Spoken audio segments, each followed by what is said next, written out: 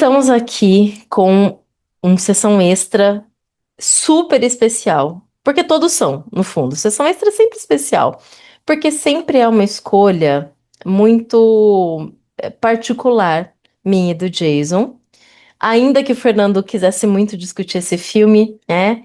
E não deu certo essa semana para ele discutir com a gente, mas eu acho que o filme que a gente vai discutir hoje tem muito, muito, muito a cara do Sessão Extra. E coincidentemente, não foi por esse motivo, mas coincidentemente, esse filme tá fazendo 25 anos esse ano.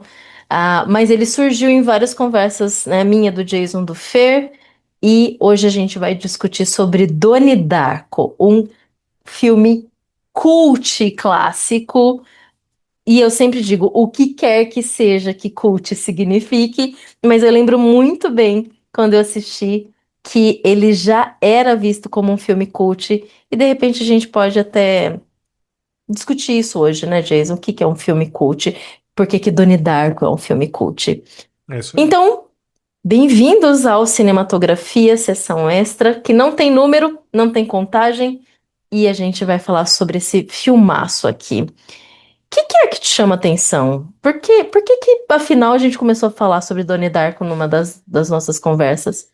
Eu brinquei que era o nosso especial de Páscoa, né? Porque tem um Eita, é coelho, verdade. né? É verdade. Mas eu citei também o Donnie Darko em algumas listas que a gente compartilhou aqui, né? Acho que eu já havia recomendado também. Então é um filme que a gente meio que estava devendo para nós mesmos, né? E claro, para nossa audiência que conhece, que ainda não conhece o filme, de falar a respeito dele. Então acho que foi várias coincidências super felizes, né? Na verdade. É verdade. E você sabe que assim, você lembra exatamente quando você assistiu esse filme pela primeira vez? Lembro, eu assisti no colegial. É. 2000 e 2009, 2010. Acho que foi em 2009 que foi. Tem cara de primeiro ano do colegial quando eu vi. E eu lembro que eu meio que descobri esse filme com os meus amigos, porque a gente. Tinha internet, obviamente, em 2009, mas assim, a internet era outra coisa completamente diferente do que é hoje. Né? Era um mundo muito melhor e tal. E você sendo jovem na escola, você não necessariamente passava assim muito tempo descobrindo coisas na internet, né? Você viu umas merdas assim, porque é colegial, né? O que você vai fazer? Então, não era uma coisa que a gente pesquisava, ia atrás das coisas, via crítica de cinema ainda e tal. Não tô dizendo que as pessoas não faziam. Nós, na nossa época, não fazíamos isso, né? A gente via umas outras coisas ali. E o Donnie Darko, ele era já esse filme independente, cult, como você falou, que tinha esse status, mas ao mesmo tempo também tinha um status meio que de filme odiado, porque não era, na cabeça de muitos cinéfilos, para ele ser um filme cult. Até porque, assim, ele é americanizado, né, naturalmente. É um filme independente, porém bem americanizado no sentido de. Até mesmo do retrato escolar, por exemplo, né? Mas, assim, não é a minha Uhum, opinião, de maneira nenhuma. uhum. E você? Eu, ai, olha, esse filme, poxa, 2001 era meu primeiro ano de faculdade. Eu tinha acabado de entrar em História na Universidade Estadual de Londrina. E eu lembro de ter assistido o filme. Eu não lembro se foi exatamente 2001 mesmo, quando ele saiu, ou se foi no ano seguinte, mas foi muito próximo. E eu lembro da sensação e da discussão entre os meus colegas que todo mundo falou: Meu, esse é um dos filmes que vai mais surtir discussão louca, que vai ser uma coisa. Assim, foi blowing minds no geral. Todo mundo ficou, mas o que é isso que a gente está assistindo? Eu já gostava muito de cinema. Eu acho que eu já falei isso aqui algumas vezes. Quase tudo o que eu gosto e que me formou, eu assisti até os 17, 18 anos, mais ou menos, que foi quando eu tive tempo na minha vida, porque nunca mais eu tive tempo, né, de lá pra cá. Cada vez menos, mas é muito interessante porque ele entra exatamente nessa primeira grande fase aí dessa passagem para a vida adulta e tudo mais. E poxa, o filme é meio sobre isso. É sobre adolescência. Então, sei lá, se alguém me perguntasse hoje, o que que você indica? Aliás, vou abrir uma lista no meu Letterboxd chamado Crescer é Perigoso. E assim que eu revi esse filme, eu lembrei dessa. Era uma série de livros que existia quando a gente era criança, da coleção Vagalume, e tinha um livro específico que tinha esse nome, Crescer é Perigoso. E todo mundo da minha geração leu. E era exatamente sobre adolescência, sobre essa fase tão difícil. E aí eu vou lançar essa lista. Então, entrem lá no Letterboxd depois para verem essa lista, porque Donnie Darko vai ser o primeiro da lista, mas vai ter muito mais outras coisas legais. E é exatamente sobre isso. Então, quando você é jovem, quando você está saindo da adolescência, está entrando na vida adulta, que é 18, 19 anos. Hoje não mais, hoje a adolescência se estende até quase 30 anos, né? Mas na minha época era assim que funcionava. Então, ver esse filme era realmente uma coisa que me tirou do eixo. Eu falava, meu Deus, eu não sei se eu entendi, eu não sei sobre o que que é, mas eu gostei muito. E as discussões foram sensacionais naquela época. E assistir hoje, pós 40, né? Foi uma outra experiência completamente distinta. E a primeira pergunta que eu me fiz foi: me parece que esse filme não é mais tão confuso assim. Eu me peguei falando isso. Mas a grande questão é que o filme é confuso. Mas hoje eu já não sinto mais a confusão. Qual que é a diferença? 20 anos entre a primeira vez e a segunda. Isso é muito louco, né? Você tá. Ah, acho que você mutou. Ah, eu Aí, tirei um voltou. do mudo e não tirei outro. Esse filme ele tem um aspecto escolar muito forte, né? Claro, porque o protagonista tá no colegial, a irmã dele tá no Uhum, colegial, né? Então ele traz muito essa questão de tudo que a gente falou ali, por exemplo, no Curtindo a Vida Doidado, só que invertida, né? Aqui a gente tem uhum, uma interpretação muito mais obscura da vida naquela época da escola, né? Só que eu acho que ele consegue ser mais realista ainda porque ele traz uhum, tanto questionamentos que um adolescente tem mesmo, né? Um adolescente saindo da uhum. escola ali, como situações que são, assim, pelo menos no meu caso, acho que no seu também, hoje em dia não mais, mas, por exemplo, eram muito fiéis ao tempo de escola, como a presença do coach na vida, na vida escolar, né?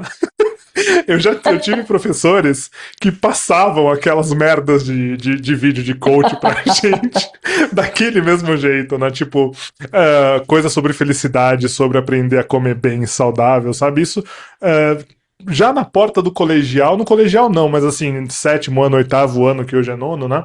Eu tinha uns professores que meio que não tinham que passar pra gente, sabe? Queriam passar vídeo pra a aula acabar rápido, e aí passavam aquelas Aham. merdas lá. E aí, quando eu vi esse filme no colegial, eu senti uma satisfação muito grande, porque ele traz muita da realidade que eu, pelo menos, vivi na escola ali no final dos anos 10, né? E Uhum. que mais? Tem o drama, né, do personagem principal. Eu acho que ele também faz muito sentido hoje, porque a gente tá vendo um esquizofrênico, né? Que é um quadro psiquiátrico bem forte para ser retratado no cinema, né? Não é um personagem que a gente. Um tipo de arquétipo, melhor dizendo, que a gente vê, principalmente hoje em dia, protagonizando muita coisa, né? Até porque, enfim, você tem tanta seriedade do papel, como por outro lado, uma questão de superproteção da audiência, né? Você não pode expor esse tipo de arquétipo e tal, o que é uma bobagem, né? Mas enfim. Uhum, uhum. Então todo arquétipo de adolescente meio que problemático, né, que quer morrer, por exemplo, para mim também é muito realista. Com certeza. Eu acho que uma das coisas que deixa todo mundo muito intrigado com esse filme e que faz as pessoas gostarem e odiarem na mesma proporção é exatamente as múltiplas discussões e camadas que a gente tem aqui. Eu sei que parece clichê falar, nossa, esse filme é cheio de camadas, mas esse é, de fato, um filme cheio de camadas. E aí tem tanta coisa legal para perceber e falar sobre ele. Tanto é que hoje, né, aos 43 anos, eu prestei atenção em outras coisas que, quando eu tinha 18 ou 19, para mim não fazia muito sentido e não foi o que me despertou a graça do filme à época. Mas continua sendo um filme muito bem feito, muito bem construído. E a gente tá falando de um filme de 2001, então, como eu disse, 25 anos hoje. E tem tanta coisa. por trás desse filme, porque olhar para o filme em si, para a cinematografia, para as atuações, tudo isso é sensacional e a gente vai falar, mas eu queria só puxar um pouquinho antes da gente entrar e falar um pouco do diretor e dos bastidores desse filme.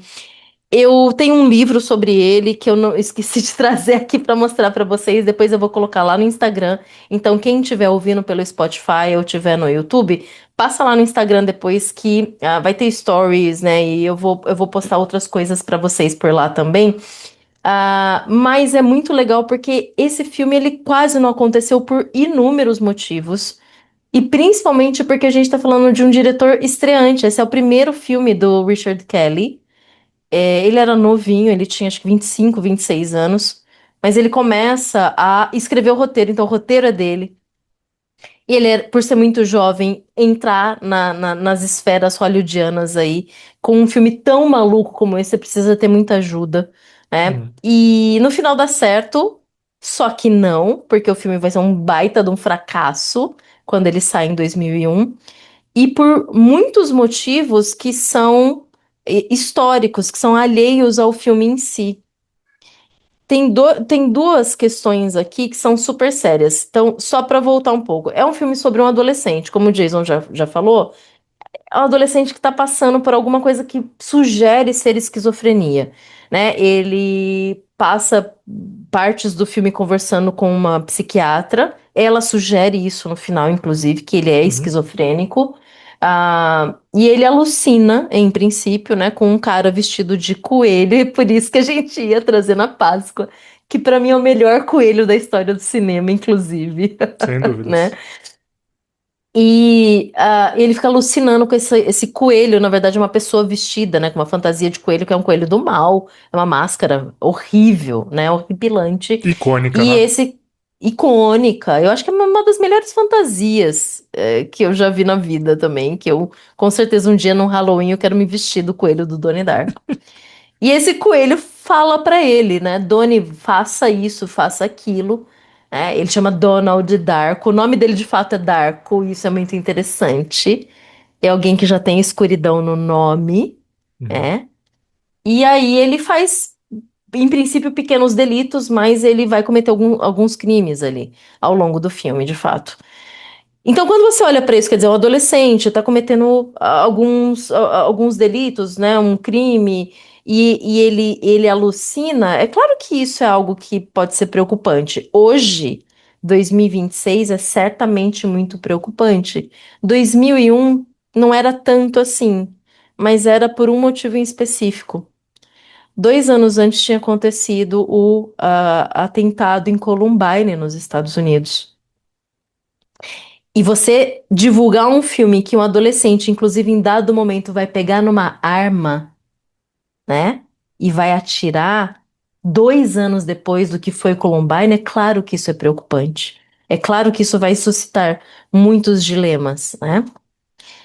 E tem um outro fator no filme também que quase fez ele não acontecer, que tudo começa também porque cai uma turbina de um avião, ela despenca na casa do Doni e cai Uhum. no quarto dele, esmaga o quarto dele e ele não tá lá.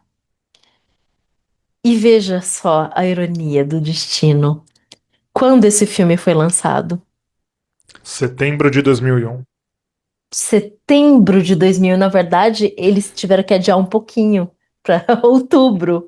Mas por quê? Gente, setembro de 2001, 11 de setembro de 2001. Então vejam que assim, não tinha nada favorável para esse filme, que inclusive um dos cartazes era uma turbina de avião caindo. Não dava para divulgar esse tipo de coisa em setembro, né? Ou outubro, ou novembro, ou qualquer coisa depois de 11 de setembro de 2001. Então, de fato, assim, a gente teve. Os bastidores desse filme é uma das coisas mais malucas que eu já li, já ouvi falar. E, de fato, ele foi um fracasso. Só que estamos aqui 25 anos depois falando dele. Em algum momento ele deixa de ser fracasso, né? Com o passar Uhum. do tempo. Além dessa fantasia do coelho do mal, Jason, o que que é que desperta esse filme em você e por que que ele te chama atenção? É só um drama adolescente? Olha, tudo que é relacionado à viagem no tempo é muito interessante, né? A obra pode não ser interessante, mas o desejo de voltar no tempo ou de acelerar no tempo é sempre uma. Parece que é uma dor humana, né? Porque a gente continua falando disso até hoje. E esse filme, ele. Você vê, hoje em dia, com filmes de super-heróis, isso tá muito em voga ainda. Porque, enfim, tem por uma série de questões, mas. A gente está falando de um filme do início dos anos 2000, né? É claro que nos anos 80, que é quando o filme se passa, você também tem o De Volta para o Futuro. Então me parece que o cinema vive voltando a essa questão que é um mistério muito interessante, né? Assim, não sei se ou as pessoas que estão nos assistindo no século 35, se não morreram, já conseguem voltar no tempo ou acelerar no tempo, mas é uma coisa que a gente hoje, no século XXI, entende como impossível. Apesar de que eu sei que a ciência já conseguiu transportar moléculas atômicas, assim, mas de uma distância ridícula. E também não é um teletransporte da forma que você simplesmente some e aparece em outro lugar, né? Como se fosse uma transferência quase que por osmose, mas enfim. Tem certos processos com relação a isso, mas nada que seja relevante o suficiente para a gente chamar de teletransporte, como por exemplo é o processo da clonagem que a gente também já conseguiu fazer e deram tanta volta que já falaram, não, realmente é um clone, né? De alguma coisa. Como no caso da ovelha Dolly, né? Aquela coisa toda que a gente já sabe. Porcos também, essas coisas. Mas enfim, Uhum. divago sobre isso, né? Então, me parece que é uma coisa muito interessante. Só que o filme, eu lembro claramente, assim, de forma muito nítida, quando eu e os meus amigos meio que descobrimos ele, né? A gente meio que descobriu ele porque é um filme muito enigmático. Né, ele é também um Uhum. filme obscuro, né, como a gente já começou a falar aqui. Então foi algo que realmente atraiu a gente naquela época. Hoje em dia me atrairia assim, sem qualquer esforço, né? E pelo fato de ser um filme meio, não era nem coach a questão, né, pelo menos entre eu e os meus amigos, mas era realmente uma coisa mais soturna mesmo, chamava atenção, né? Sabe quando o adolescente quer ver coisa de terror, assim, porque quer sair da normalidade, quer sair do cotidiano, sabe? Então acho que isso me atraiu bastante. Só que vendo o filme algumas vezes ao longo do tempo, né? Não é um filme que eu só vi duas vezes, pelo contrário, eu percebi que assim, esse filme carrega uma estética que me atrai muito. Eu Uhum. acho que deve ser o seu Isso caso é também. muito, muito, porque assim, e isso é muito legal. Dá pra classificar esse filme como? Como é que você classificaria ele hoje? Ele é o quê? Eu acho que eu usaria um gênero que não se usa nem no mercado, nem no, enfim, no consciente aí do público, que é um filme niilista, sem dúvidas. Podemos, olha só. Atenção, quem determina gênero no mundo dos filmes? A gente quer lançar um novo gênero, o gênero niilista ou existencialista. Boa, Jason, boa. Eu tenho É, uma playlist, eu tenho uma lista no Letterboxd só de filmes niilistas, ou que eu assim considero, né? E esse, sem dúvida nenhuma, é um deles. legal, sem dúvida, tá lá. Em princípio, esse é um sci-fi. É um filme de ficção científica. Porque, como você disse, ele é um filme de viagem no tempo. E aí, gente, olha, quem não assistiu, corre pra ver. Porque a gente não vai dar a sinopse inteira aqui, porque, de fato, o filme ele é extremamente complexo nesse Uhum. sentido. É a história, assim, de um adolescente que tá passando por uma fase e tal. Mas aí você tem essa turbina que cai e ele começa a fazer essas coisas estranhas, mas tem um salto no tempo, tem essa ideia de que talvez ele controle alguma coisa. Tem discussões sobre viagem no tempo, buraco de minhoca, portais, né? Tem tudo isso presente ali. E qualquer definição aqui ficaria esquisita. Eu não ouso dar definição aqui da história, do roteiro. Mas aí que tá. Isso é um sci-fi. E só que é um sci-fi que flerta com o terror. E não é só a figura do coelho em si, que ela dá muito medo, né? Quando eu assisti pela primeira vez, eu olhei e falei, nossa, isso é apavorante. Uhum. Hoje nem tanto, mas de fato é para você ficar apavorado com aquilo, principalmente depois que acaba o filme, você entende mais ou menos, bem mais ou menos qual é a sequência das coisas e o que, que cada coisa ali representa. Mas o que me apavora mais sobre tudo é a atuação do Jake Gyllenhaal. E aqui a Muito primeira boa, né? atuação, ele é muito, e Ele é é extraordinário. impressionante, extraordinário. Eu e o Fernando, a gente tava assistindo, e aí o Fernando olhou e falou assim: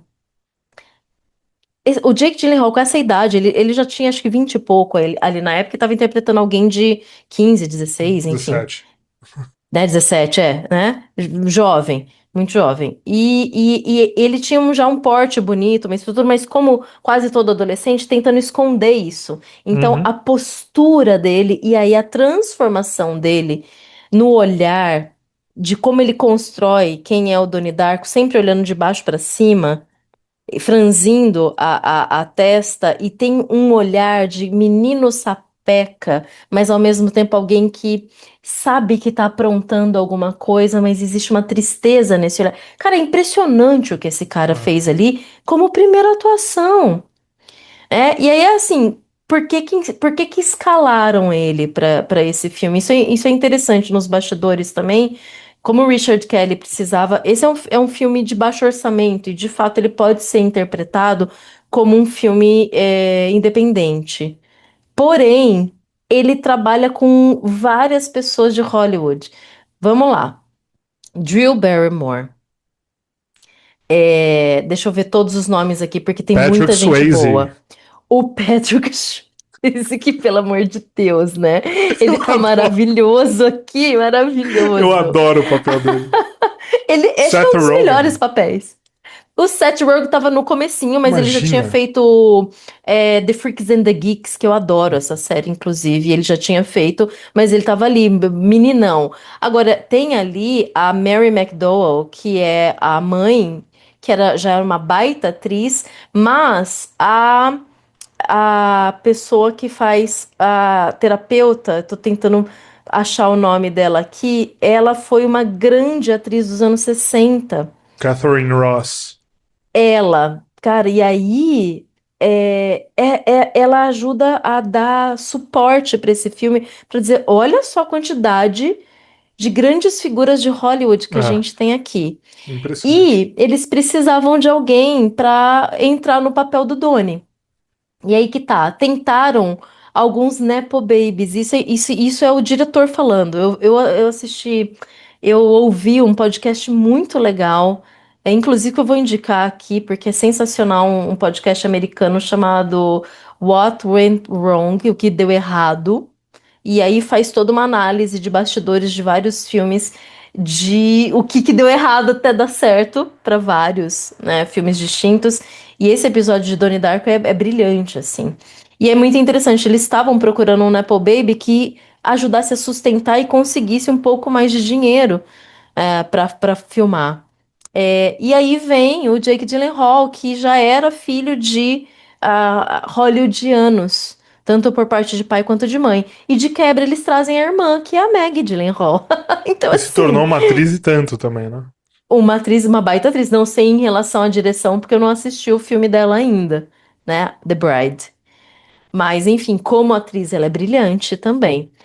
Então, a gente está falando aqui de pessoas que, de fato, deram conta do recado. E aí, eu voltando a essa questão do que é feito esse filme, como é que a gente consegue classificar? Eu de fato classificaria como um sci-fi, mas é um sci-fi absolutamente distinto de tudo que a gente já viu, né? Não é um Interestelar, não é, né? A gente falou aqui do Devoradores de Estrelas, não tem nada a ver com essas coisas. É um sci-fi Mas independente, né? Que é contraditório. totalmente. Como é que você faz um sci-fi de baixo orçamento? Pois Você é. precisa de efeitos especiais. Então, assim, todo o dinheiro que se tinha se gastou realmente com a cena da turbina caindo. E eles só podiam filmar aquilo uma vez. Se desse errado, acabou. Não tem Uhum. o que fazer. Só que aí que tá o brilhantismo. Como era de uma direção de primeira viagem, ninguém conhecia muito bem esse menino. Ele tinha, né, 25, 26 anos. Ele precisava ter um background. Quem vai ajudar a dar, a selar isso do tipo, não, essa história maluca é possível e pode ser feita e vamos investir nisso? Foi a própria Drew Barrymore. Ela.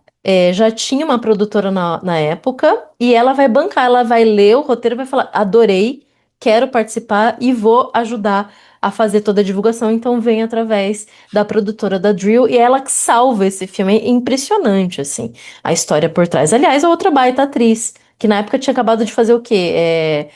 Angels, Charlie's Angels. Charlie's É, Angels. Nossa, verdade. Caramba. então ela tava super famosa, enfim, a Drew Barrymore também, né, Nossa, Paul que Baby? época boa, né? Muito Meu Deus, boa, que muito época boa pro boa. cinema. Principalmente Muito, pro cinema muito. comercial e independente, né? Ela é um Nepo Exato. Baby também, a gente não pode esquecer que ela é afilhada do Spielberg, né? Que ajudou bastante Sim. a entrada E dela. aí que tá. O Richard Kelly, ele era fissurado pelo Spielberg. ET para ele estar num, né? Porque ele dizia assim, ele cresceu numa cidade americana que não acontecia nada, né? Acho que era no centro-oeste ali, não rolava nada. Então o que que ele via? Ele via coisa que era blockbuster. Então para ele ET, de fato, ele cresceu. Ele vai estudar cinema e tudo, mas aquilo ali era o máximo, né?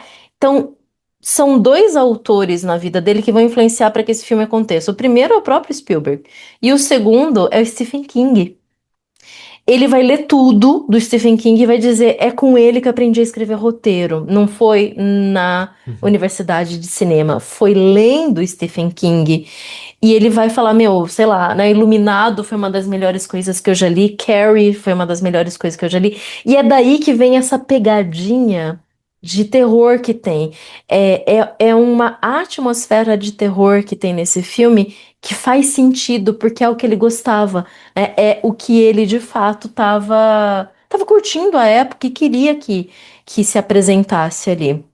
É, E o Nolan tem um pezinho também no filme, em algum momento o Nolan vai ajudar. Pois é. Gente, a história por trás dos bastidores aqui, né, por behind the scenes, é fenomenal. Até o Scorsese, em dado momento, Scorsese não, perdão, o Francis Ford Coppola vai se enfiar ali no meio e, enfim, quase que ele acaba com o projeto. De qualquer forma, é como é que esse filme conseguiu acontecer, mesmo sendo tudo muito fresco, né? Um diretor que ninguém conhece, um ator, em princípio, principal que ninguém conhece também, e vai fazer um negócio tão genial de primeira viagem, assim. Eu fico, muito, instigada quando eu vejo filmes dessa estirpe. E a gente não tem muitas outras coisas na mesma pegada, Não, assim, na muito mesma pelo vibe, contrário. né? Muito pelo O que que contrário. a gente tem hoje que seria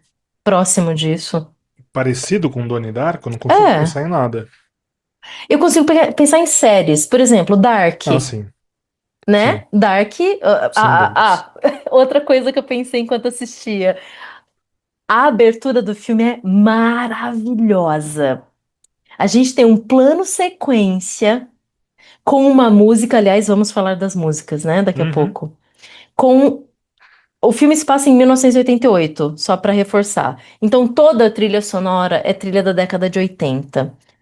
Toda a ambientação é ambientação dos anos 80. Então, assim, obviamente que a criança aqui dos anos 80 dentro de mim ficava fissurada assistindo tudo aquilo. Mas aquela sequência é um plano sequência de abertura, de apresentação dos personagens. Enquanto toca a Notorious, né? E a partir daí vai aparecendo todo mundo, quem tá fazendo o quê, e você não tem uma palavra, você tem uma música e um plano sequência. Meu Deus, quem foi o gênio que pensou nisso? E aí, começando o filme, eu olhei e falei: Meu Deus do céu, Stranger Things é uma cópia barata e pequena e podre desse filme. Pra É mim, uma nem chega tentativa perto. desesperada. Mas entende? Quando você coloca um do lado do outro, você fala: olha, é um filme sobre adolescentes na década de 80. Com certeza, os produtores de Stranger Things assistiram esse Ah, sem filme, dúvidas. têm conhecimento disso, e isso não tem como não influenciar todos os outros filmes de adolescentes na década de 80. Dark, com certeza, passou por aqui, mas aí puxou para o quesito da ficção científica e da história complexa, cheia de camadas e cheia de vertentes, e principalmente dessa questão razoavelmente nonsense, né? Mas assim, foi automático pensar em Stranger Things e o quão ruim é a produção que a gente tem cotidianamente, né? Uhum. É verdade. Também, assim, pouco se arrisca, né, tanto a produzir obras como não, não como Donnie Darko, mas assim, com o mesmo grau como eu posso dizer, originalidade, talvez, e também pouco se investe nisso. Né, a gente Uhum, sabe que o top 10 de cinemas aí ao longo dos anos tem cada vez mais figurado para sequências, origens, spin-offs e tal.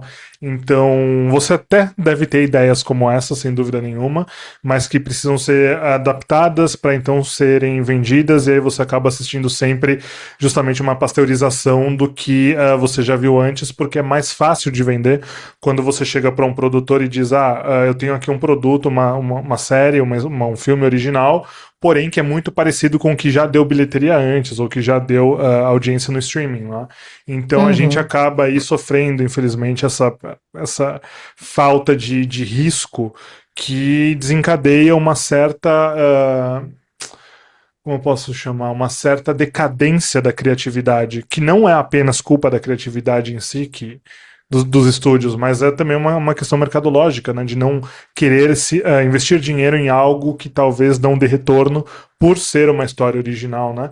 E aí quando você uhum. tem, como no caso de Stranger Things, por exemplo, ou de Dark, ou você tem um cover mal feito da obra original, né, como se fosse uma releitura muito mal feita da obra original, como é o caso, por exemplo, de O Morro dos Ventos Vivantes, né, o mais recente de 26, Sim. como a gente sabe, ou no caso de Dark, por exemplo, que é uma história muito legal, você vê a inspiração ali, eu concordo com você porque eu também adoro o Dark, só que como a série ela é ainda mais fácil de ser renovada, as histórias elas vão sendo renovadas sem na verdade ter uma história para continuar ou para contar, né, sem ter uma continuidade que faça sentido e tal. Então se você vir, por exemplo, o fim de Dark é uma mistura de Donnie Darko com um 2001, uma Odisseia no Espaço, com um final feliz, que é péssimo. Né? Os últimos momentos do filme da série é terrível. Mas o paradoxo tá ali, né? A viagem no tempo tá ali, o drama do adolescente tá ali também. Eu acho que eu apaguei o último episódio da minha cabeça, porque eu já não lembrava que era ruim desse tanto. Como as pessoas não sabem terminar a série, né? Meu Deus do céu. Mas, ó, e desculpa, gente, na verdade, a música de abertura é Head Over Heels, não é Notorious. Notorious é logo em seguida. São todas músicas maravilhosas, Duran Duran, Tears for Fears, enfim, né? Mas é o Head Over Heels, né? A música de abertura é Never Tear Us Apart, na verdade, né? Não, essa vem depois. Porque o Head Over Heels é a música da abertura da escola. É, mas Quando, é quando, dessa quando... sequência que eu tô Ah, falando. da sequência da escola, tá. É desse plano sequência da escola de apresentação ali, né, dos personagens, né? Mas olha a quantidade. Vamos falar das músicas, né? Isso é sensacional. Eu tô com a lista aqui, pera lá. Ó, The Killing Moon, do Echo Ebunnyment, maravilhosa, né? Ah, Never Tears Apart, do In Excess. Head Over Heels, do Tears for Fears, né? Notorious, do Duran Duran. Under the Milky Way, do The Church. Love You Tears Apart, do Joy Division. Um, e a que fecha, que é uma das versões mais lindas de uma música do Tears for Fears, mas que é interpretada pelo Michael Gary Andrews, Jules. né? Gary Jules, que é Mad World. Cara, é impossível dar errado qualquer filme que tenha essa trilha sonora, porque isso daqui é o puro suco dos anos 80. É impressionante, né? Como conseguiu condensar tão bem, né? E assim, boa parte do orçamento, inclusive, foi para pagar essas músicas, né? Porque são todas músicas muito bem conceituadas, enfim, né? Coisa maravilhosa. E como elas conversam com o contexto do filme também, né? Em grande parte aqui. Quando toca a Joy Division, né? Ali quase no final, Uhum. quando ele já tá apaixonado e vai ficar com a menina, enfim, quer dizer, poxa, já dá para entender o que vai acontecer, né? O amor vai nos afastar. Ah, meu Deus do céu. É um final super trágico, enfim. Quer dizer, depende de como você vê ele, o que que é o final, né? O tear, na verdade, é rasgar, né? Rasgar, é. Rasgar pra. É que a gente não tem as mesmas expressões deles, né? Muitas vezes, mas é tipo rasgar e jogar pra longe, assim, é muito bom. É a ideia de separação, né? De um jeito ou de outro aqui, mas, né, é mais forte do que isso mesmo, né? Dividir. Bom, não é à toa, Joy Division. É um clássico, é um clássico. Mas olha, eu acho que uma das coisas que mais me fez ficar com o filme na cabeça todos esses anos, além de, em princípio, achar que é um filme complicado, que de repente até tem uma ponta solta ou outra, que ele não se resolve inteiramente, integralmente, eu acho que talvez tenha sido uma das minhas primeiras experiências com um filme que de fato não existe uma dada felicidade. Por mais que existe uma tentativa de resolução, essa tentativa de resolução é trágica, né? Uhum. E aí eu fiquei pensando na época, né? Como é possível que um filme com jovens, poxa, teoricamente eu não estava muito diferente na época daqueles personagens. E aí vem a identificação, né? Eu devia ter 18 ou 19, os personagens tinham 16, 17. Isso é interessantíssimo, né? O quanto isso na época me afetou. E com o passar do tempo, eu nunca parei de pensar no quanto esse filme era complicado, mas o quanto ele era extremamente triste, né? Extremamente envolvente também, por conta de toda essa melancolia desse personagem e ao mesmo tempo aterrorizante, né? Então, nunca consegui escolher exatamente qual era o caminho que me deixava mais apegada a esse filme. Aí hoje. Eu acho que de fato foi a música. Eu acho que de fato, de tudo isso, a música é o que mais me ajudou a construir e gravar cenas e sentimentos ali ao longo do filme, né? O que pra mim é muito interessante é que, assim, naquela época, ainda que o filme seja de 2001 e fale sobre os anos 80, a gente ainda não tinha descoberto que a nostalgia dá dinheiro. Né? Então, todo o uso dessas músicas aqui servem para reconstruir os anos 80. Não é o caso, por exemplo, de Stranger Things ou de filmes que a gente vê hoje em dia, como, por exemplo, os filmes que o James Gunn faz, como Superman, por exemplo, Guardiões da Galáxia, onde você tem uma puta trilha sonora maravilhosa, com músicas incríveis, antigas, e que servem para determinar que o filme é bom porque a música é boa. Né? Então você lembra do filme porque a música é muito boa, né, hoje em dia. Uhum, Então o filme não precisa ser bom. Em Donnie Darko, não. No Donnie Darko, na verdade, a música, toda a trilha sonora, isso sem contar a trilha sonora original do filme, que aí sim é instrumental e tal.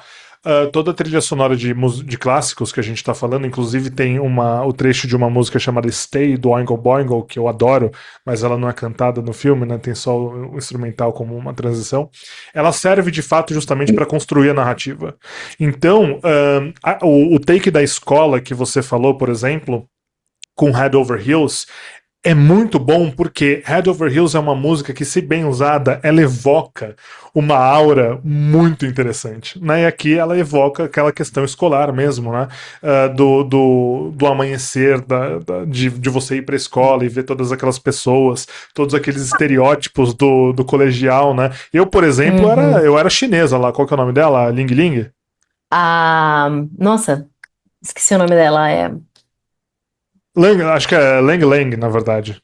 É, É eu bem não vou, estereotipado. é algo bem típico, assim, né? Mas é Que muito. Mas obviamente hoje não passaria de jeito nenhum. não passaria, mas assim, no colegial era aquilo mesmo que acontecia, entendeu? Se a pessoa não se chamasse Lang Lang ou Lang Lang, Ling Ling, sei lá, e fosse chinesa, com certeza as pessoas ali chamariam ela assim, chamariam dessa forma. E ela era aquela pessoa reclusa, né, que, enfim, sofria bullying, aquela coisa toda, era vista como uma idiota por todo mundo e que o Donnie vai de alguma forma proteger, né, como a gente sabe. Uhum. Mas assim, toda aquela visão do colegial, aqueles horrores que acontecem ali de bullying mesmo, como a gente tá falando, de sacanagem um com o outro e tal, era o que a gente vivia. Era o que a gente vivia. Tirita Mas Chain. então, mas É, ela, qual que era o apelido dela? Se- Eles chamavam ela Eu dessa acho que era maneira. Lang Lang. É Leng Leng, alguma coisa do gênero. Mas assim, então era o colegial antes das redes sociais, que era tudo isso mesmo. Hoje essa crueldade, né, que enfim, ela é chamada de bullying, e aí não é uma crítica que eu estou fazendo, é só uma constatação, ela migra pro Uhum. digital. Ela migra para as redes Uhum. sociais, isso que é interessante. Mas aquela vibe que você ainda conseguia sobreviver, mesmo com uma pulsão de destruição, que é o caso do Donnie, é igualzinho. Igualzinho. Com a música certa, você consegue trazer isso à tona. É impressionante. E assim, também ó, dos bastidores, é que algumas dessas músicas não entrariam, porque o diretor queria, se eu não me engano, U2 à época e não conseguia pagar. Então, que bom que não deu certo, né? Porque eu não consigo imaginar esse filme com quaisquer outras músicas a não ser essas que estão aí, porque elas vestem muito bem ao filme. Elas grudaram no personagem. Agora, essa sequência do Head Over Heels, eu acho que é um dos planos sequências mais importantes da história do cinema. Uhum. E você tem essa construção, inclusive, vamos lá, plano sequência adolescência migra diretamente para adolescência de 2024, que é aquela coisa maravilhosa que a gente viu ali da Netflix. Aliás, uma das poucas coisas boas que a Netflix fez na vida. É E verdade. sem dúvida bebe na fonte aqui, de novo, né, dos problemas que a gente vê do que é o ser adolescente. Então, todos esses estereótipos, os brigões, e essa falta de perspectiva, quer dizer, eles falam sobre isso. E a personagem ali da Gretchen também, da menina que chega, que vem de fora e por quem ele vai se apaixonar. Também uma vida desgraçada, né? Uma história tenebrosa. E como que isso vai se costurando ali junto com a trama do que está acontecendo, e parece que ninguém tem perspectiva ali naquela história. Ninguém consegue sair dos problemas que estão envolvidos. E ainda assim, né, a gente vê ali a concepção de família que tem da família do dono, é uma família legal. É uma família que tá, não tem, em princípio não tem problema, tá estruturada, tá todo mundo bem, os pais estão ali, juntos, a mãe, aliás, personagem ótima, ela tá sempre ali apoiando, ela O quer problema resolver é a ele, né? situação. O O problema é problema é ele na ele. cabeça dele. Ele é exatamente, quer dizer, em si parece que não há problema a não ser o que ele tá pensando e sentindo. Por quê? Porque ele tá crescendo. Ele Uhum, está se transformando em outra coisa. E então, olhar para aquele coelho, em princípio, que é o Frank, né? Ele dá um nome. Quase como um alter ego dele, é ele do mal ali. uhum, Em princípio, eu achava que poderia ser isso. Uma projeção dele para algo que é exclusivamente pulsão de morte, uhum, para usar um termo freudiano aqui, exclusivamente pulsão de morte. Porque é ali que ele vai se realizar, ele vai fazer justiça, que ele vai resolver conflito. Ele precisa ser algo que ele não consegue ser naturalmente. Mas aí que tá. Naquele momento, naquela sequência ali que ele contesta a professora que tá passando, que tá ensinando, o coach, né, que tá ensinando que a vida é simplesmente uma escolha entre medo e amor, pelo amor de Deus, aquela sequência é ótima. uhum, Ele enfrenta e mostra, fala, por que que eu tenho que escolher só um lado ou outro? A vida é muito mais do que isso. Então uhum, ele peita as pessoas de fato. Então não tem por que o Frank ser essa versão dele, da pulsão de morte, porque ele, na verdade, já tá ali enfrentando as coisas e tentando ser alguém, mas parece só que ele não consegue desenvolver aquilo. Não sei, nessa segunda assistida, anos depois, essa foi a percepção que ficou pra mim. Ele já é. tinha capacidade de falar coisa, de se impor, de não aceitar, de ir atrás do que ele queria, né? É interessante porque você pode reinterpretar o filme de formas diferentes ao longo do tempo, né? Pra mim, o Uhum, Frank, ele é uma expressão do trauma dele. O trauma de uhum, ter atirado no cara, que é o tá. Frank, na verdade. Que é o Tanto que Frank, você vê né? que quando a turbina cai e mata ele no final, volta-se no tempo, porque cria-se Aham. uma nova. Na verdade, é que esse Linha. filme. Pro filme, não cria uma nova linha. Pro filme, ele altera a linha. Né? Por isso que quando a turbina cai de novo, ele não tá lá da segunda vez. Né? E isso é Não, teoricamente um ele erro de. está lá, né? Está lá, né? Ele tem que estar na segunda vez. Não, quando que ele não tá na primeira? É na primeira. Na primeira Então, ele tá mas é que deitado tá. no campo de golfe. É. Na Então, floresta, enfim. É. eu inverti na minha cabeça, na verdade. Então, assim, pra mim, significa justamente o trauma por ele ter atirado no cara que é o Frank, na verdade. Porque aí sim, o que eu ia dizer, quando a turbina cai, você tem uma alteração do tempo e uma alteração, com Uhum. isso, uma alteração da realidade. O que é teoricamente um erro, porque já se resolveu isso no cinema, que se você muda a realidade numa história como essa, por exemplo, se você muda o passado, por exemplo, ou o futuro, você não muda a linha presente, você cria uma nova. Você cria uma nova linha temporal alterada, né? Então é como se você migrasse, porque o passado, o futuro e o presente eles estão condicionados a como se fosse um pré-destino. Né? Então, se você Uhum. altera, você cria uma segunda linha temporal, que não é o caso desse filme. Esse filme altera aquele paradoxo que ele cria. Então, quando ele some e você tem uma vida sem ele, você passa a ter uma vida sem ele, o que que acontece? O cara que é o Frank, ele não tem um tiro no olho, por exemplo. Mas ele tem um mal-estar. Isso que é interessante, né? Ele põe a mão no olho, assim, né? Na Uhum, sequência final. Vestido uhum, de coelho, ele coloca a mão no olho e pensa, né, sobre isso. É sensacional. É sensacional a gente ver essas possibilidades. E assim, e o que ele faz quase como uma forma de recuperar a vida da menina que ele estava gostando. É quase aquela ideia do Superman voltar à uhum, Terra, né? É uma sequência razoavelmente parecida com isso. Quer dizer, eu perdi a pessoa que eu gosto, deixa eu refazer essa história e esse passado e esse futuro, enfim, né? Agora. Tem toda. Nossa, tem tanta teoria da conspiração em torno desse filme que é divertido de procurar e ver o que as pessoas acharam, né? E a sequência dos números é um negócio que eu já ouvi inúmeras teorias, porque o filme, pessoal, para quem não assistiu, né, tem uma contagem. Ele diz que o Frank aparece para ele, dizendo que o mundo vai acabar em 28 dias, 6 horas, 42 minutos e 12 segundos. E aí a gente começa então a contar de trás para frente, fazer essa contagem regressiva aí no filme e tal, né? uhum, Teoricamente é isso. Então o mundo vai acabar. E aí todo mundo começou a conspirar em torno, o que são esses números, começou a procurar easter eggs, onde é que os números aparecem ao longo do filme, enfim, né? É, existem várias possibilidades aqui. Uma delas, como o diretor gostava de fato muito de ficção científica, obviamente ele amava De Volta para o Futuro. E aí, se você somar todos os números, dá 88 no final. Primeiro que o filme se passa em 1988, né? Segundo que aí é coisa de nerd, né? Só para quem é fissurado. Ah, teoricamente, no De Volta para o Futuro, o DeLorean só ativa o capacitor de fluxo quando ele atinge 88 milhas por hora. Então aí a galera começa a pirar nisso. Ai, será que foi? Bom, é muito menos empolgante do que isso, em princípio, né? Esse teria sido o tempo que o roteiro foi escrito.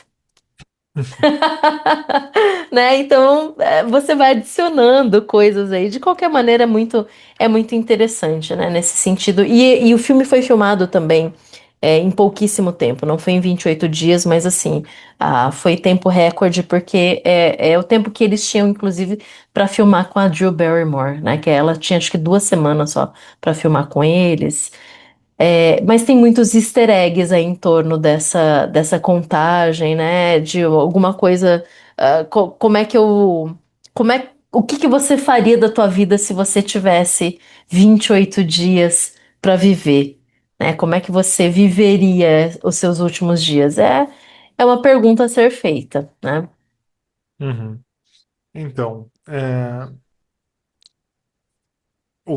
eu acho que assim essa questão do tempo é muito boa e justamente pela influência do De Volta para o De Volta Futuro, para o por Futuro. exemplo, e do que você havia falado que ele, claro, na interpretação do que acontece no filme, que ele faz tudo isso para salvar a Gretchen, que é um nome, Uhum. inclusive, que eu nunca consigo levar a sério, mas enfim. É muito estranho. É O pra gente, problema Brasil. pro, O problema pro é Brasil Brasil. é uma questão cultural, né? Mas enfim, ou de falta de cultura, sei lá.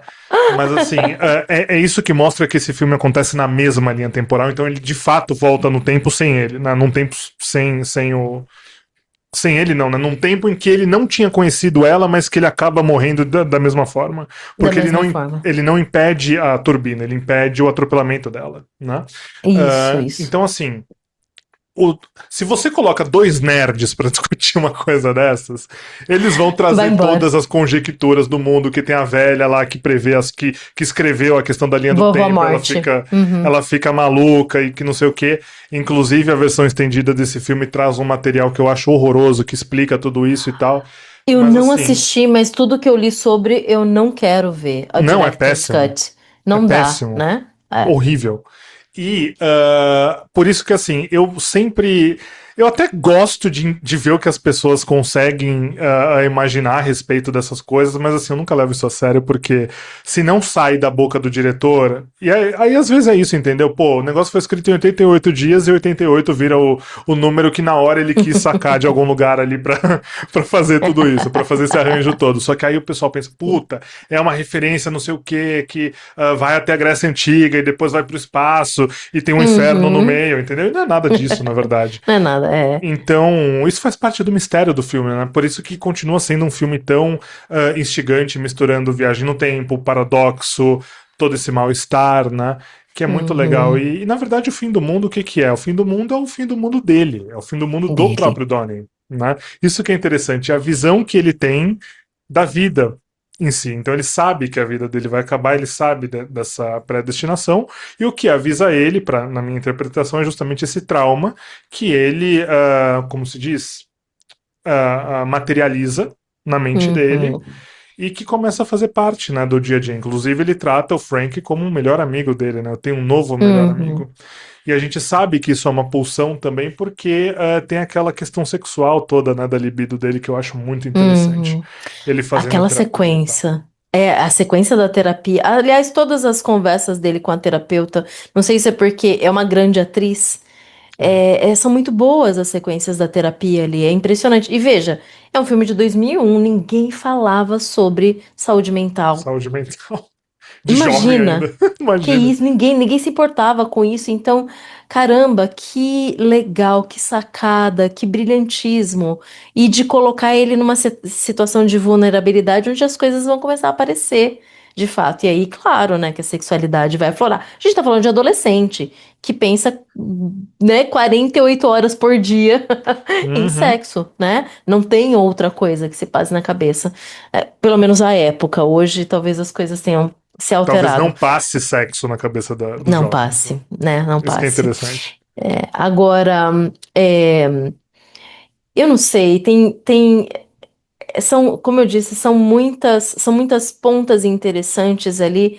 É, agora, tem três. Ah, a gente esqueceu do Noah Wyle, que tá lá também, Uhum. que é o professor de. A Drew Barrymore é professora de literatura, e o Noah Wyle, que é o.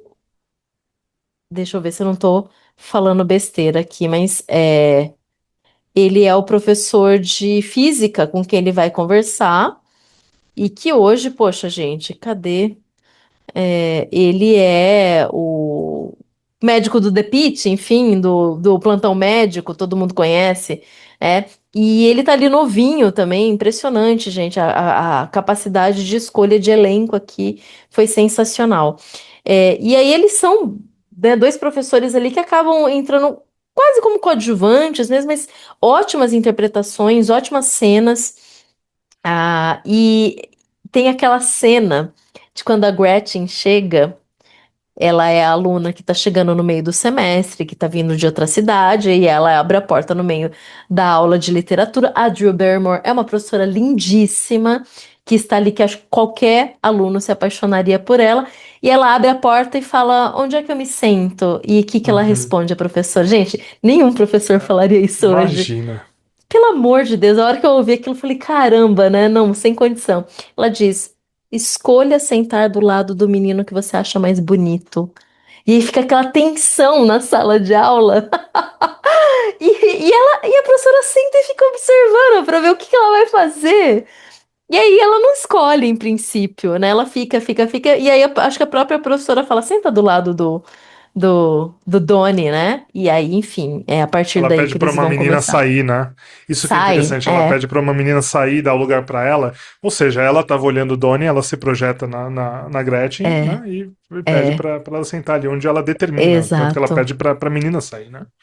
Isso é muito Exatamente, interessante. exatamente. É muito interessante. Mas o papel da Drew Barrymore parece muito curtinho e pontual, mas é muito bem interpretado, muito bem feito ali. E ela vai contrapor a professora coach, né, que é a que é apaixonada pelo personagem do guru, que é o Patrick Swayze. Gente, ele já tinha feito, ele já era um grande ator. O que Já. que o Patrick Swayze está fazendo nesse filme? E é brilhante. Como ele consegue interpretar bem o guru. Para mim, é muito semelhante à figura e o personagem no filme Magnolia. Você assistiu Não. Magnolia? Nossa, é um baita de um filme, Jason, maravilhoso. E tem um personagem que também é um guru, mas aí é um guru parecido com Red Pill. Hoje seria um Red Pill, que é interpretado pelo Tom Cruise. É Nossa. muito semelhante ao que o Patrick Swayze faz aqui, mas aí joga-se toda a questão para masculinidade, enfim, né? Agora o Patrick Swayze está aqui interpretando alguém que é para fazer com que as pessoas se sintam bem, que não tenham mais medo. E o filme fala basicamente sobre medo. É o medo de crescer, é o medo de perder, é o medo da morte, é o medo de não ser aceito. Medo da vida.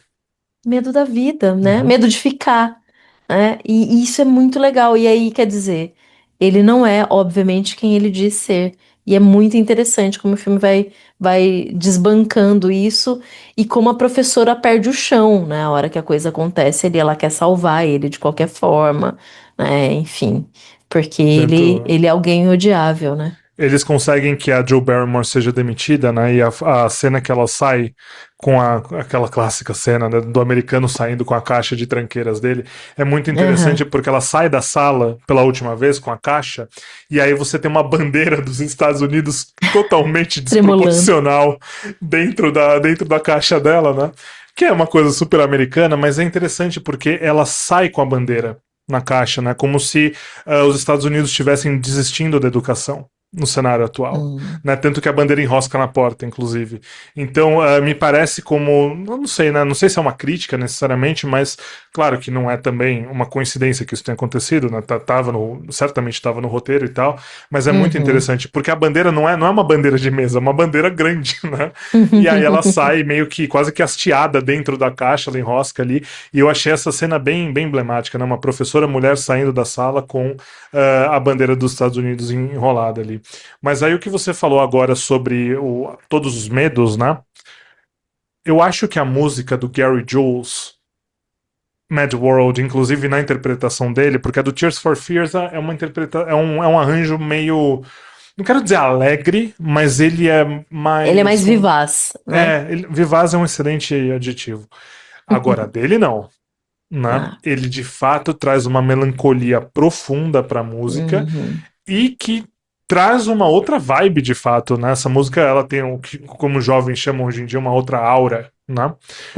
Com uhum. ela e é uma música assim pesada de se ouvir, não é uma música que você fica colocando ela para ser produzida continuamente, você entendeu? Porque Uhum, ela uhum, carrega de fato uma vibe bem pesada que reflete, claro, não só a letra, mas toda essa questão da maluquice do mundo, né? Então quando a música fala, eu acho engraçado que os melhores sonhos que eu tive são aqueles nos quais eu morria. eu morria. É isso mesmo. Pesadíssimo, isso que é o que o Donnie Exato, passa, né? exatamente. É muito, por isso que eu digo, a música ela consegue estruturar tão bem tudo que está acontecendo na cabeça caótica daquele adolescente e a gente junto. E veja, talvez você nem precise ler. Lendo as letras, obviamente, conhecendo as letras vai ser melhor. Mas, né, o sentimento, realmente, a experiência que se tem logopática ali. Eu acho que faz Uhum, muito sentido. Como é que você consegue unir o que está sendo mostrado com o que está sendo passado, com o que está sendo sentido, né? E é brilhante.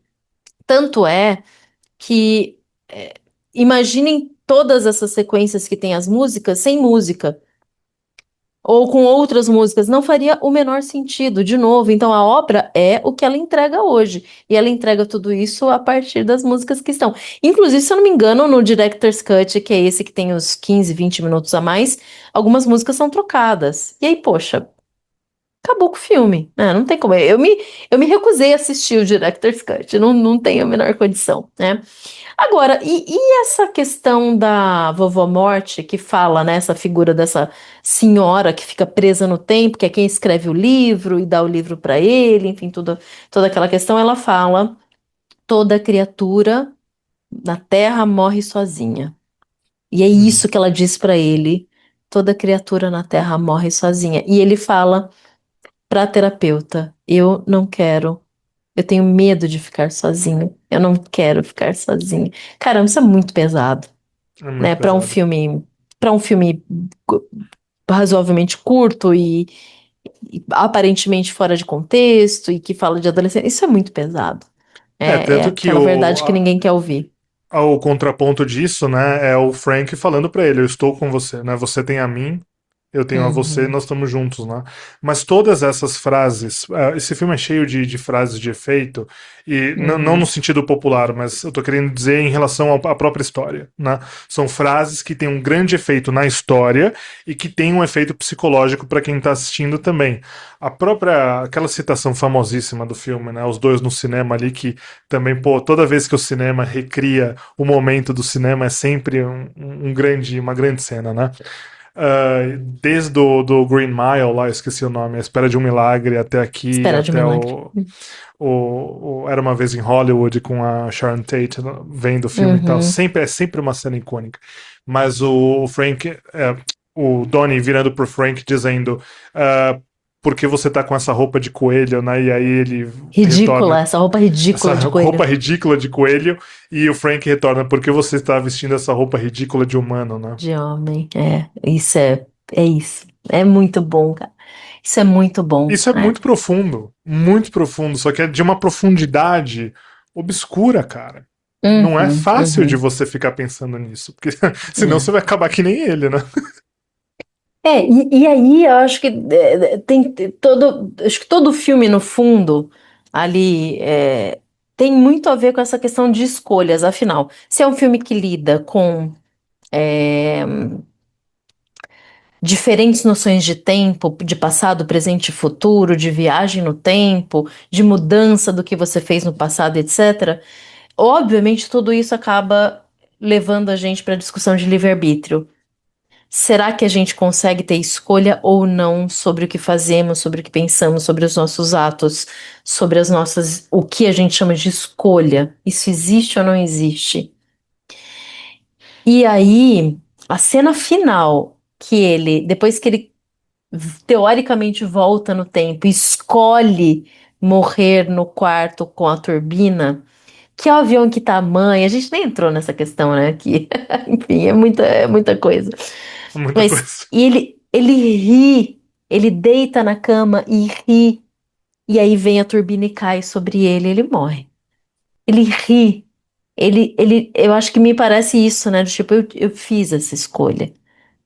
Eu poderia não ter morrido, mas a vida seria um caos, né? Uhum. Então, é muito delicado, eu acho também. Você falar sobre livre-arbítrio num filme que discute adolescência e que tem teoricamente uma viagem no tempo, e que parece tudo muito fora da realidade, mas não é, né? Eu acho que é porque é muito delicado mesmo falar sobre isso. Ah, e que, enfim, foi um fracasso na época, porque eu acho que quase ninguém entendeu. E isso é parte legal, porque talvez você não precise entender tudo mesmo, né? Tá tudo certo. Agora, é interessante. quando foi que o filme acabou fazendo sucesso? Porque daí fez, né? Com o passar do tempo. Foi quando ele foi distribuído para as videolocadoras. E aí ele começou a ser cultuado por adolescentes que começaram a alugar esse filme estranho porque acharam que era filme de terror. Pois Porque é. tinha na capa um bicho estranho, que é um coelho do mal, e alugava e falava: o que que é isso? E aí começou a passar VHS, do VHS foi pro DVD, e aí o filme virou, assim, foi aí que eles ganharam dinheiro de fato. Então hoje o filme é bem ranqueado no Rotten Tomatoes, bem ranqueado. Deixa eu ver de novo aqui qual que é o ranking dele no IMDb. Mas, ó, é ótimo. É 8 no IMDb, Uma gente. nota 8, altíssima. altíssima. Clássicos tem 8 e olhe lá. 8 no IMDb, super bem ranqueado no Rotten Tomatoes. E aí você vai ver, hoje ele cresceu de arrecadação. Então, é uma história de viagem no tempo, literalmente. Começa mal e termina bem, né? Em princípio. Isso aí. Muito Algum bem. filme que você queira indicar que seja próximo a isso que a gente falou aqui hoje?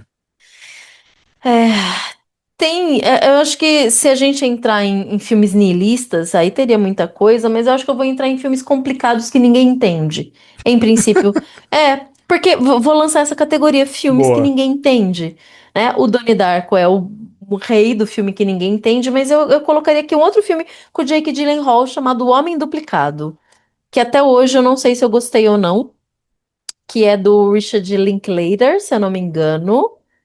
Ah, e é com base no livro homônimo do José Saramago. Gente, deixa eu ver se eu não estou falando besteira Olha aqui, só. mas eu acho que é tudo isso mesmo, O Homem Duplicado. E é super. Ah, nossa, Scanner Darkly também. Tem um outro filme, peraí. É isso mesmo, O Homem Duplicado? Talvez seja. Agora, tem um outro filme do Richard Kelly que entra nessa mesma categoria, que eu lembro que quando assisti também foi uma explosão de mente, chamado O Cubo, esquisitíssimo, e que eu acho que é mais complicado e mais maluco do que Donnie Darko. Sim, gente, eu não estou maluca. Eu só errei o nome do diretor. O filme é O Homem Duplicado, é com o Jake Gyllenhaal, é inspirado no José Saramago, mas quem dirigiu foi o Denis Villeneuve, não Olha foi o só. Richard Linklater. Então, assim, tô roubando muito aqui, tá bom? Três dicas: Homem Duplicado, O Cubo e aí sim do Richard Linklater, que é Waking Life. Filme super doido, que é uma animação, que também é outra coisa. 2001 também, meu Deus do céu, não lembrava que era de 2001, gente. Você assistiu esse, Jason? Não. Eu acho que você iria gostar, Waking Life. É do Richard Linklater, é um dos primeiros filmes que ele foi filmado com pessoas, então ele era. ah, Qual que é o termo que se usa hoje? Acho tão Live estranho action? falar. Eu acho tão estranho falar isso. É, Eu nada a não ver, né? uso. Nada a ver, live é filme, né? Enfim, com gente. E aí eles transpõem isso vetorizado para animação. É muito interessante. E é a mesma pegada, mesma pegada. Assim, é tudo muito doido. É isso, é a nova categoria de filmes pouco compreensíveis. O que que você indica? Eu vou indicar uma sequência de três também, mas assim, são Boa, pesadíssimos. boa, Nessa boa. mesma vibe do que a gente tá falando, e de 99 a 2002, e depois tem um de 2018 que eu já citei aqui, mas eu vou trazer de novo que ele tem tudo a ver com o que a gente tá falando. O primeiro é Garota Interrompida, de 99. Bom. Filmaço com Angelina Jolie, dos filmes também que não se faz mais hoje em dia. Tem documentários, Uhum. tá? Mas assim, é um filmaço mesmo. Eu não lembro se eu já falei desse segundo filme, mas ele. Eu já citei ele em algum momento, só que não sei se eu recomendei. Mas é um filme chamado Ken Park. de 2002 que retrata a Hum. vida de uns adolescentes californianos e o relacionamento que eles têm com os pais e tutores deles. Mas assim, é um filme rapidinho, 1 hora e meia, ele trata de algumas histórias que se conectam, quase como relatos selvagens, só que aqui esse filme é sério, bem sério. E ele é muito difícil de ser assistido, tá? Então, enfim, tá aí a dica. Ele tá com 5.8 no IMDb, mas assim, dá para entender por que, que ele tem 5.8, só que do ponto de vista de análise psicológica ele é sublime, tá? E outro que eu já falei aqui também, e que também tem tudo a ver a respeito do que a gente está falando aqui, que parece também com o filme Ken Park que eu acabei de indicar, é o Mid-90s, né? Que é outro filme como esse último, completamente independente. Esse reconstrói não os anos 80, mas os anos 90, com essa mesma vibe Head Over Heels, só que com uma sequência de tragédias ali bem interessante. Nossa, se fosse falar de filmes de adolescente aqui complicados, aí eu. Poxa, a gente pode fazer. Nossa, vai abrir uma caixa Pode. gigantesca. Mas lembra, eu vou fazer minha lista no Letterboxd. Crescer é perigoso. Donnie Darko vai começar e o segundo filme vai ser Christiane F.